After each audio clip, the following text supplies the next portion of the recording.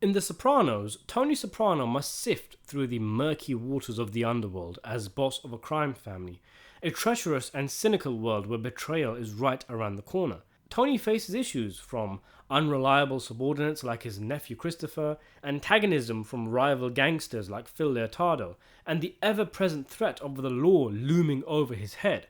One of the men working under Tony is Vito Spatafore, who is made captain of the April crew after the mysterious disappearance of Ralph Cifaretto. Vito's efforts in greasing the union pays off as he ends up as Tony's highest and most valuable earner through things like no-show jobs, no-work jobs, and blowjobs to security guards early in the morning.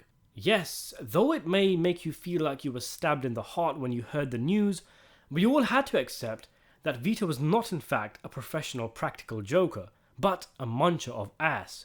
The news shakes the Sopranos crew and threatens to cause intense, violent dysentery in the ranks, with guys like Paulie and Carlo having their estimation of Tony as a boss plummet as he dilly-dallies his way around the Vito issue, wanting to give him a pash because of how much cash he makes him. Phil Leotardo, however, acting boss of the much larger, more powerful New York Lupatazzi family, is outraged at Vito's coming out of the closet, especially since Vito is married to his cousin. He considers it a personal dishonor and stain on his family, and this is one of the many fractures in the relationship between him and Tony. On numerous occasions, Phil demands to know what's being done about Vito, what efforts are being made to find him after he floats away and goes into hiding. Vito contacts Tony and wants back in, with Tony warm to the idea after Vito promises to put money in his pocket, but at the last minute he changes his mind because of Phil's pressure.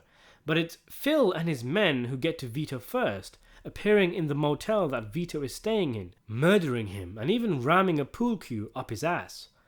Now, there is an interesting question that comes up with this affair, and which might just have a surprising answer, and that is, how exactly did Phil know where Vito was staying?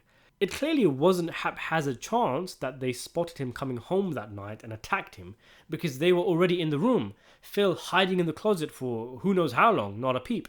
So is it possible that someone may have squealed on Vito, told Phil his location? It wouldn't be Tony, of course, as Tony was clearly upset that Phil got one over him by getting to Vito first. Happened off screen and is not relevant, not important. Not everything has to be explained. It's hardly as important as, say, knowing whether the pool cue up Vito's ass was chalked or not. Philly is the boss of one of the 5 New York families. He was looking hard for Vito, had 200 soldiers in his family, many of whom he would have tasked with tracking down Vito. It was also slowly becoming more known by Jersey that Vito was back in town. It stands to reason that Vito was spotted by someone, followed to where he was staying, and then Phil was given the heads up. Phil already makes his suspicions clear to Tony, saying he was seen, that he's sure his wife has seen Vito, but she's playing innocent. And Vito isn't exactly the smartest guy around, dancing like the guy from The Village People in a mob-connected bar, or sucking off a security guard at a site where he and other mobsters worked. So Vito may have made a mistake somewhere, leading him to get caught. Maybe the phone he used was tapped. After all, Carlo mentioned having a detective who could help them track down Vito. So the mob even had cops who could assist in their search. Maybe when he was brazenly walking around a supermarket, someone caught a glimpse of him. Could it be that his wife slipped up, whether intentionally or not? Maybe Phil asking a leading question and her indicating a location with her response. Maybe on some level she was deluded enough to think that Phil would actually get Vito the help he needs, all the right doctor notes. And she was tired, wanted the drama and trauma to end, and wanted her husband home. So maybe she told Phil everything she knew. But this would rely on her actually knowing where Vito was, which is up for debate, and I don't think we get an indication that Vito actually told her, Tony, or anyone where he was staying. It's possible one of Tony's capos, sickened with how he was handling the situation, got word back to someone they were close with in the Lupatazzi family. You wouldn't put it past Paulie. Vito wasn't the only one to put his mouth to work, though Paulie used it in a very different way when letting off steam to Johnny Sack.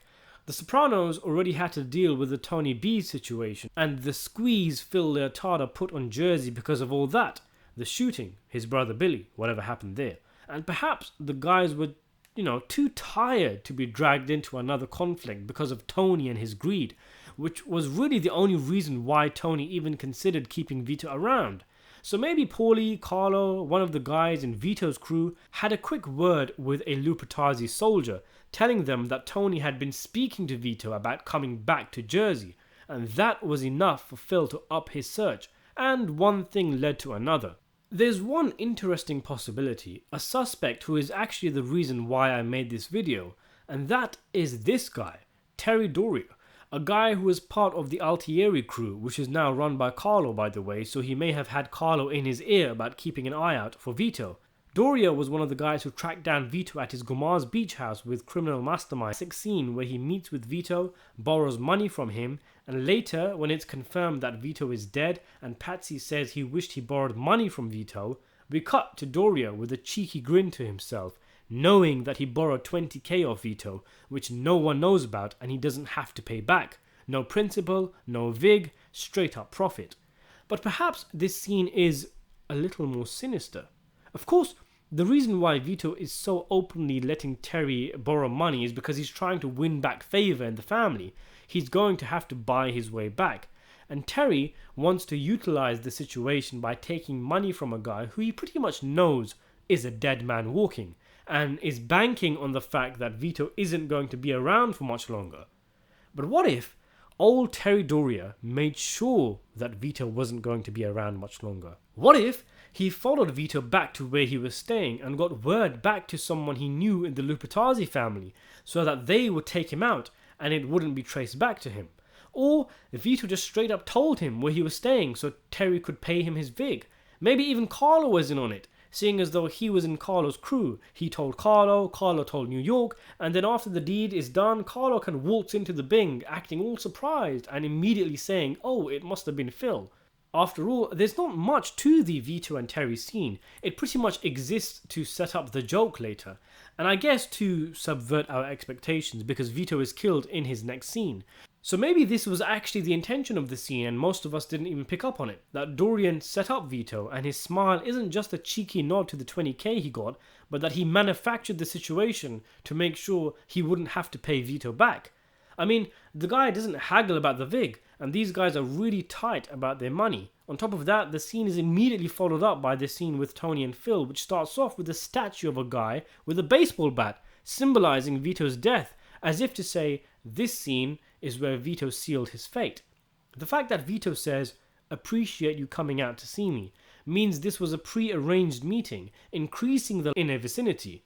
We saw something similar when Tony wants information on Phil during the Season 6 war and Agent Harris says to him, "Oyster Bay, Long Island," and that was enough for one thing to lead to another and ending up with Phil's head squashed like a watermelon. So there you have it. What do you make of this theory that Terry Dorian actually set up Vito and played a part in his death? Do you think it's possible, or is this theory too far-fetched? Let me know in the comments below, and thanks for watching. Before we finish, I'd just like to thank my patrons, Nicholas Curtis, Daniel P, and Stefan McVinalis, and also my channel members, Michael Awatwi, Rikers, Joe Grossberg, The New On Graham 24, Lone Wanderer, Tristan Foss, Bloody Corsar, Damien Irving, SCS, and Stefan McVinalis.